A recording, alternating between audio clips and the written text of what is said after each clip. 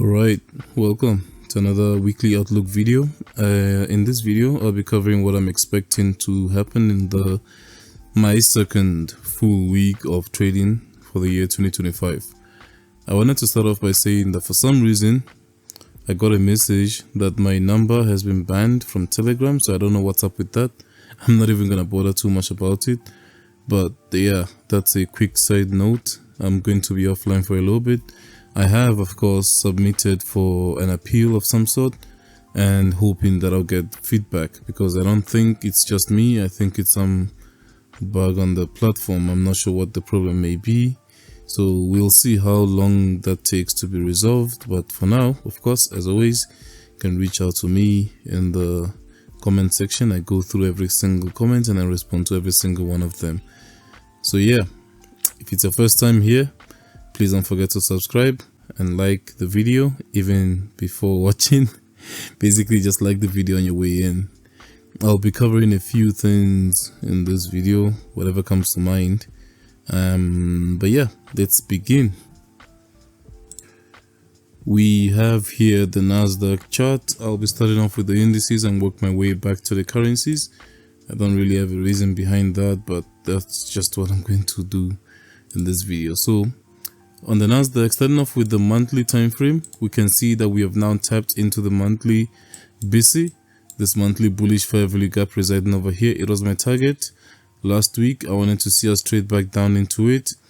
Now that we've tagged into it, I actually wonder if we are going to now reject away from it and continue to make a new high of year, end of the month, of course, a new all-time high, clearing that buy side liquidity at 22,425. Or are we going to continue lower and clear the relative equal lows that we have on lower time frames? So going down to the weekly time frame, we can see that we do have this order block. We have an order block right there, this down close candle before the expansion up. We came back down again, we rejected away from this, so this same down close candle. Now we've created a fair value gap here coupled with an order block, right? In this case, it's actually a proportion block because it's an order block that's formed out of another order block. So I'm curious to know and see if this proportion block is going to be able to push price higher. When we measure the halfway point of this proportion block, I know there's too many lines on the screen, but the halfway point of the body from that point to that point is this blue line, this light blue line right here in the middle, and we can see that's where the low of the week was created. So I wonder if this is gonna hold up price to continue higher. Mean threshold of the proportion block and the monthly buy side imbalance, sell side inefficiency. So I do wonder if we're going to now start seeing price trickle higher, or if something like, let's say, PPI would make the low of the month for us to continue higher. Going down to a daily time frame to see a little bit more information, we can see that last week we pushed up into this inverted fair value gap over there. We can see this fair value gap failed to hold price higher. When we return to it, when we return to the BPR there, it was now used to hold price lower. So now that we've cleared that sell side liquidity and tapped into the monthly BC, I'm curious to know if price is going to respect this BC and the mean threshold of the order block, the proportion block that we just talked about, or is price going to completely negate that and go for these relative equal lows over there, the relative equal lows over here, or even lower than that? And of course, we have that sell side liquidity before these lows I even talked about. So yeah, I can frame both sides of the direction of the market. I can look for sells and I can look for buys.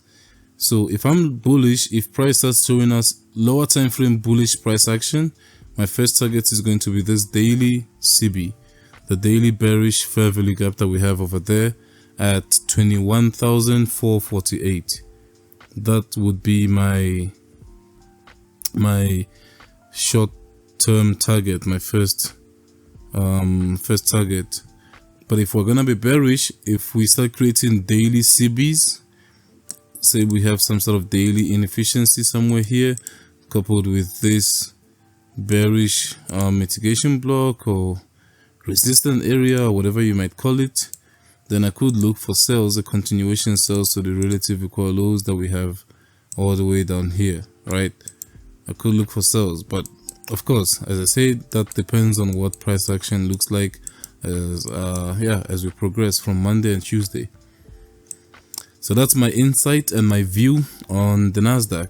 When we look at the E-mini S&P 500 or S&P 500, we have basically the same situation. We have relative equal lows over there that price could use to push higher, but at the same time, we are tapping into higher time frames order blocks. Like here, for example, we have this monthly order block, right? Let me try to clear all of this. And yeah, we have this higher time frame order block right here that could be pushed, that could be used to push price higher. And at the same time, we have this monthly CB over here. I mean BC, not CB actually. BC, this monthly fair value gap, which on the daily is where the relative equal lows are sitting. So yeah, it's one of those situations where I'm not sure if we're bearish. Let price action show us that we're bearish. Let us get something very solid and something that's not confusing in any way. So let's get bearish fair value gaps printed. You know, let's get lower time frame order blocks printed to the downside. Then we could look for these equal lows at 5,724 to be a target. So that's what I'm looking for on S&P 500 or ES. Now we can move on to currencies. Starting off with the dollar, I've always been bullish on this, and even though we did not tap into the weekly order block with a fair value gap, even though we basically teased it, that's still fine in my opinion. I still remain bullish until proven otherwise.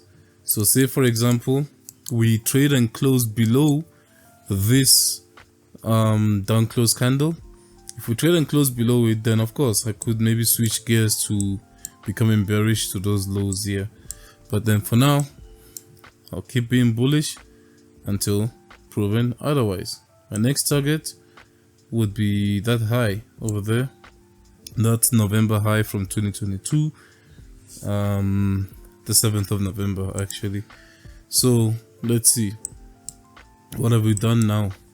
We didn't tap into this fair value gap, but we've now created a higher time frame rejection block, right? I consider this to be a rejection block.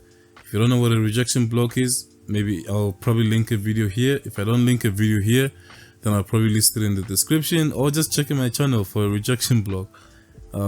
You see what I'm talking about. So I could look for a continuation higher from this area.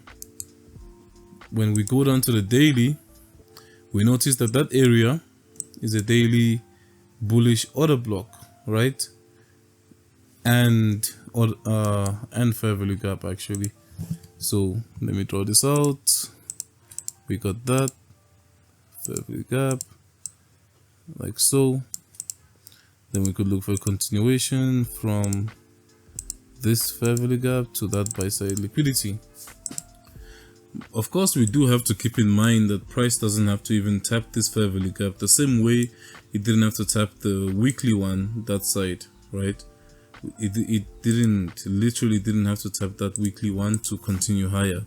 So price does not even have to tag this as well. It could decide to maybe take the previous daily low, for example, right? It could decide to take just Friday's low, then continue higher, something like this, sweep the lows and continue higher. But of course, we have a daily gap coupled with an order block that's also a rejection block on a higher time frame. So I would rather take it from here to continue higher. So that's my view and my expectation on the dollar. That means everything I'm framing on the foreign currencies would be the opposite. Starting off with GBPUSD, I'm looking for a continuation lower, so I could look for this premium gap to be tagged before continuing lower, but with the way this candle has been closing, the way we've closed properly below the previous daily candle, it makes me think we might not even trade all the way up there. I think this might be enough to continue lower. So I would look out for a possible continuation of this. I'm not even sure we will have to retrace all the way up there to continue lower, because we have two things here working for us. Firstly, we have this rejection block. We have this rejection over there, and we have the fair value gap right above it. The tiny one, but it's right there. So we could see price push up, maybe tap these levels, then continue lower, or we could see price take these lows, then push up, then continue to take a new low. Right, so that's a very big possibility. Take the lows, push up to the high time frame PDRA, then continue lower. So of course that area is going to be an order block on a lower time frame, like we can see here on a 1 hour. On a 1 hour, we tapped into this fair value gap, rejected away from it, continued lower, and now price has come up again to tap it. And I would not be shocked if we come there a third time. We've tapped it right there, pushed down, so I won't be shocked if we come a second time or even a third time to tap it a few more times before continuing lower. So that's my opinion, that's my expectation, and not something that should be taken as the word of God or something. So yeah, so let's see how price prints next week, but I'm bearish on GU because I'm also bullish on dollar, right? So just look for the opposite on GU and look for the opposite on EU, because in euro we have the same situation going on. Higher time frame, we have reached the higher time frame bullish fair value gap, as we've talked about some time ago. We've reached that area. We've actually reached the consequence encroachment as well, and now we are finally clearing a sell side liquidity that I had outlined last week. This swing low right there coupled with this swing low over here the previous week. I was watching to see how we reject somewhere here in this range to continue lower and clear those relative record lows. So that's my target, and now that it's been met, I could say maybe we boil it down to the consequence encroachment of this weekly gap. Price may continue lower, and it's roughly where this yellow line is. It's not exactly where it is, but roughly. On the weekly time frame, if you notice, we have a giant rejection block. If we're gonna follow the same rejection block idea, it's just a weird coincidence that I've been only using rejection blocks in this video, but it doesn't mean that's what I use for my entries. So wick to body over there, you can call it an order block or whatever you want to call it. On a lower time frame, it's probably something that we are more used to as ICT traders, and it is exactly what I thought. It's an order block, right? We pushed up and now price has finally closed below this order block, so we can look for a reversal, then a continuation lower. I want to show you an example of this type of order block, but in the form of a breaker that we actually saw happen on Friday, but on NASDAQ. So let me see if I can get it. I believe I saw it on the 1 hour time frame, if I'm not mistaken. Okay, yeah, it is here on the 1 hour, but I think there's one that's exactly like it. Yeah, 15 minutes. So notice here how we were ranging from the previous day on Wednesday. It ranged even on Thursday, and then on Friday, right here, we break out of the mini range that we created. So where the range over there, the range high was broken, range low was not broken. We actually engineered liquidity over there by creating another sell side. So you could call that minor sell side if you want to call it that. You can call it short-term targets or whatever you want to call it. But right here, we took liquidity, right? So this is a liquidity sweep. Let me label that as a sweep of liquidity. And then when price came disrespecting this fair value gap, it disrespected that fair value gap, making it an inversion fair value gap. And not only that, making this last bullish candle now to become a bearish candle. I mean a bearish order block, where up close candles should now support lower prices. And we can see exactly what happened. When we closed below it, the last up close candle came back, got retested 1, 2, 3, 4 times before NFP finally came out and expanded lower. It actually was the best entry to get if you were going to target that monthly sell side liquidity, the monthly BC that we highlighted, or you can call it this sell side liquidity. I don't even remember the level it's at anymore, zooming out, but it was somewhere here, right? So keep just considering that it was somewhere there, or assuming it was somewhere there. You can see how nice the rejection away from that breaker, or in this case inversion, fair value gap, order block, whatever you want to call it, give a nice 6R position. So we tag there, stop loss at the high, wait for NFP, move your stop losses to break even, then wait to see how post NFP plays out. And of course, post NFP came and tapped into the monthly basic that we were looking for, or looking at, whatever you want to call it. So yeah, that's an example of this type of order blocks. I think you can see how clean it was. Sweep of liquidity in the range, break of a strong push to the upside. Even though the bodies closed above the high, the fact that we immediately disrespected that made me think and assume that NFP was going to push us lower. So that's something interesting to note, so that when we go back again to euro dollar on our higher time frames, hoping that you have that image in mind now, we would be able to find the same structure that I was talking about, the same rejection block that we highlighted on the weekly. When we go on the daily, we can see a similar sort of order block was formed, right? Yes, we don't have as many fair value gaps and stuff, but we can see that we had a BC formed, pushed to the upside, cleared the previous weekly high, not really a previous swing high, but it cleared a previous weekly high, and then immediately rejects and disrespects that BC to the downside, closing below a swing low right there, close below that swing low. So that to me is a possible change or shift in structure. So I personally would be waiting and looking to see if price can return to this area, to see if we can continue lower.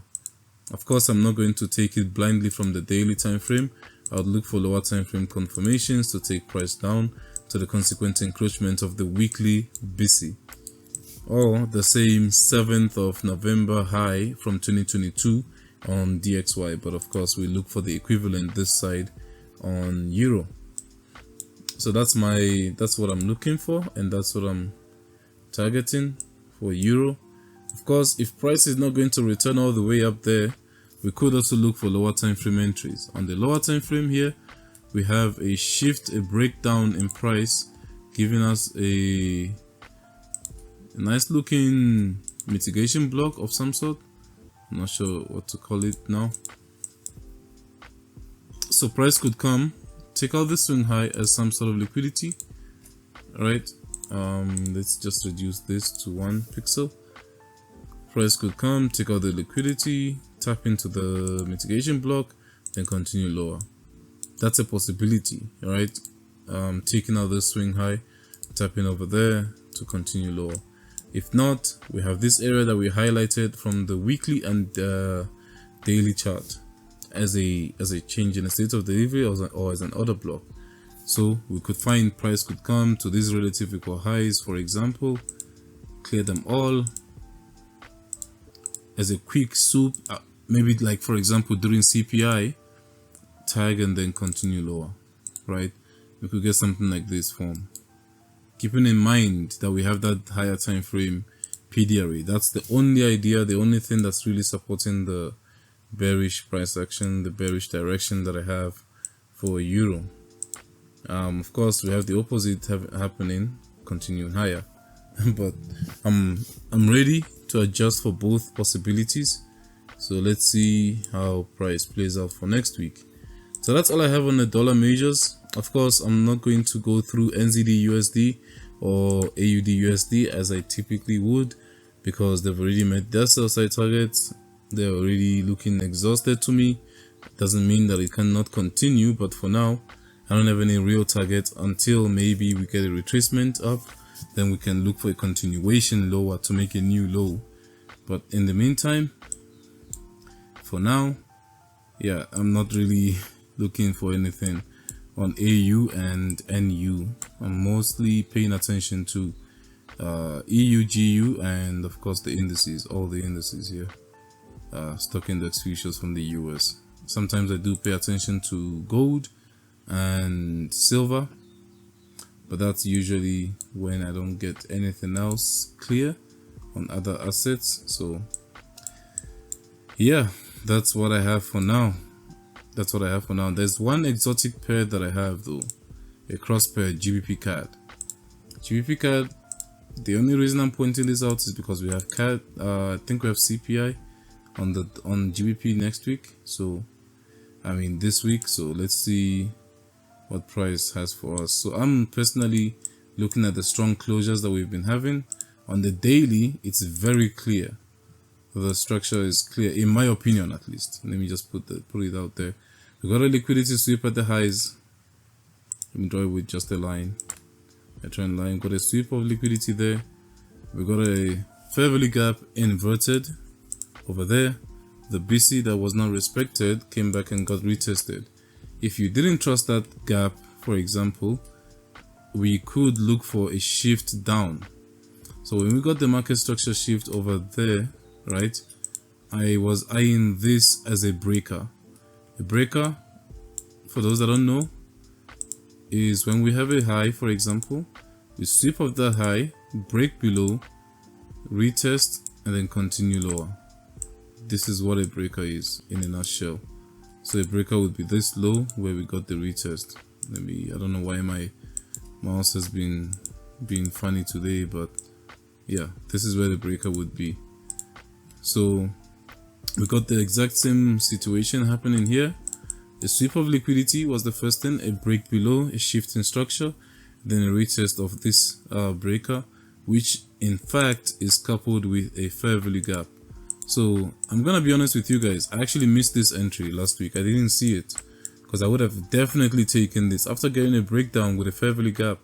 I'd have definitely taken this trade, even if it's just to take out this internal sell side liquidity there, the internal low, and then look to, you know, trail my stops or something.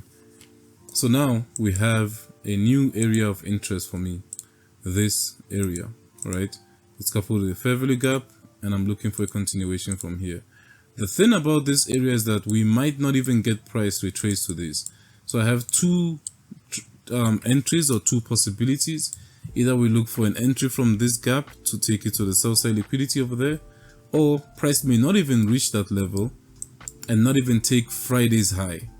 The reason I'm saying price might not take Friday's high, this is Friday's high by the way, is that we have an immediate rebalance. So price opened up here, traded almost to the bottom of this previous candle, then continued lower, preventing a fair value gap from forming. So that's an immediate rebalance, and the way that we closed below Thursday's low makes me think that we are really bearish in this price action. So then I went down to a lower time frame, starting off with the 4 hour. I noticed something very interesting. Firstly, we had this that's coupled with a fair value gap, which was really good. This looks perfect to me. So we could see price push up without taking Friday's high, tap into this, then continue lower. That's what this is what I'm expecting actually. But of course, if we take Friday's high, then we do have that higher area of interest to continue lower. On the 1 hour, it looks a little bit cleaner, hopefully. I'm going to delete this, and we can see that we have liquidity up here to be taken, a swing high that can be taken. We have a massive fair value gap from the news on Friday with CAD. I forgot what it was. So price could just meander maybe on Monday, or could meander around during London. Then we get a sweep, shift of some sort, maybe on a 15 minute, maybe some, I don't know, whatever it is, then we could get something that looks like that. Fair value gap 1, fair value gap 2, then continue lower. The entry entry mechanisms, if you remember from my Trade Smart series. So that's all I have for now. That's what I had to share for the cross. I've already covered the measures and my directional bias. If you have anything specific you would like me to cover, of course I'm always open, I'm always available to cover whatever you want. If you have any questions, suggestions, or anything at all, I'm here. I'm here. And then of course I'll do my best to go live when I can throughout this week, maybe even starting tomorrow being Monday. Yeah, that's all I have for now. Stay safe, everyone.